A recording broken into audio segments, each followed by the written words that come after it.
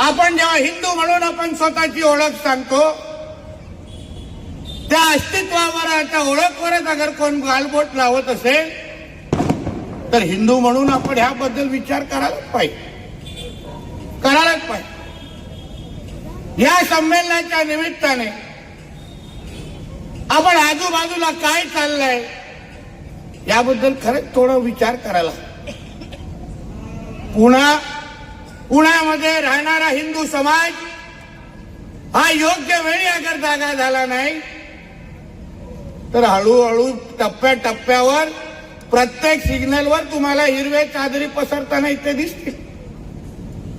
तुम्ही विचार करा, आज आपल्या या हिंदू राष्ट्रामध्ये जिथे 90% हिंदू राहतात त्या हिंदू राष्ट्राला इस्लाम राष्ट्र करण्यासाठी जे काही मनसुबे सुरू आहे त्याबद्दल अगर हिंदू म्हणून अगर आपण एकत्र आलो नाही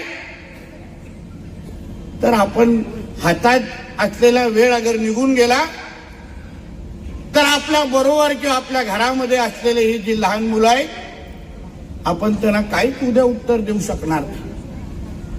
ते आपल्याला विचारतील की आम्ही ज्या देशामध्ये राहत होतो तो भगवादारी देश होता, हिंदू राष्ट्र होता, मग अचानक आम्ही आमच्याच घरातली पूजा का करू शकत नाही?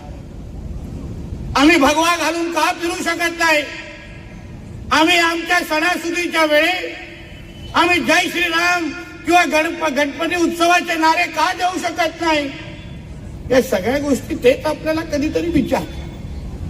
आणि म्हणून या निमित्ताने इकडला असलेला सगळा हिंदू समाज तुम्ही अगर योग्य वेळी अगर जागे झाला नाही तर कितीही हिंदू संमेलन घ्या, उद्या या पर्वती भागामध्ये या पुण्यामध्ये तुम्ही तुमची ओळख एक हिंदू म्हणून पण बोलू शकणार.